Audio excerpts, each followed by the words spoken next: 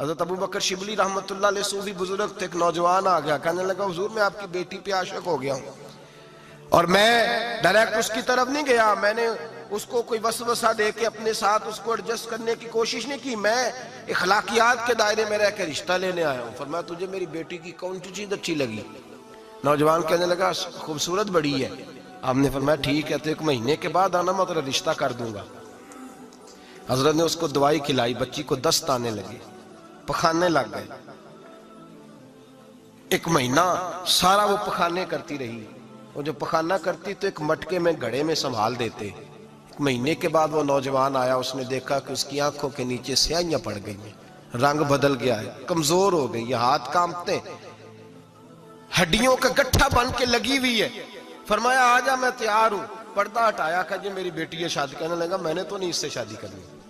کہا تو کہتا تھا عشق ہو گیا ہے، پیار ہو گیا ہے۔ تو اس نے کہا صاحب میں تو اس کی خوبصورتی سے پیار کرتا تھا۔ تو آپ نے فرمایا اگر شادی کے بعد میری بیٹی بیمار ہو جاتی، اگر نکاح کے بعد اس کے حالات بگڑ جاتے تو کیا کرتا؟ آپ نے فرمایا ادھر آ میں تجھے بتاؤں تجھے پیار کس چیز کے ساتھ تھا۔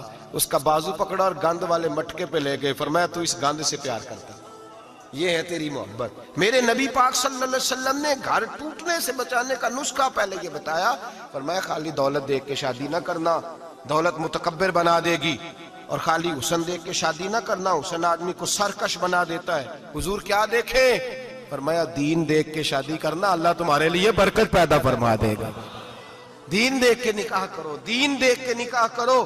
محبوبہ یہ دین والا لفظ کس کے لیے ہے؟ فرمایا ادھر آؤ، کائنات میں اگر اللہ نے سب سے شان والی بیٹی دی ہے تو مجھے دی ہے، اور میں اس علی کو دے رہا ہوں جس کا مکان بھی کوئی نہیں، کاروبار بھی کوئی نہیں، جس علی کا بظاہر کوئی بینک بیلنس نہیں، کوئی مربع نہیں، کوئی شے نہیں۔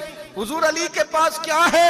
فرمایا میرا علی عشاء کے بعد قرآن شروع کرتا ہے تو فجر سے پہلے ختم کر دیتا ہے۔ میرا علی صبح کی نماز کے وقت تلاوت شروع کرتا ہے تو ظہر سے پہلے قرآن مجید پڑھ دیتا ہے۔ فرمایا رزق کھاتا ہے، تھوڑا کھاتا ہے پر حلال کا کھاتا ہے۔ فرمایا پاکیزہ روٹی کھاتا ہے، اور جب میدان میں نکلتا ہے تو برادری کے لیے نہیں نکلتا، جب تلوار لے کے نکلتا ہے تو یہ مکے کے لیے نہیں لڑتا، یہ تلوار لے کے نکلتا ہے تو قومیت کے لیے نہیں لڑتا۔ محبوب کس لیے لڑتا ہے؟ فرمایا یا خدا کے لیے لڑتا ہے یا محمد مصطفیٰ کے لیے لڑتا ہے۔ اس کی تلواریں پاکیزہ، نظریات پاکیزہ۔ دیکھو میں بیٹی کا نکاح کہاں کر رہا ہوں۔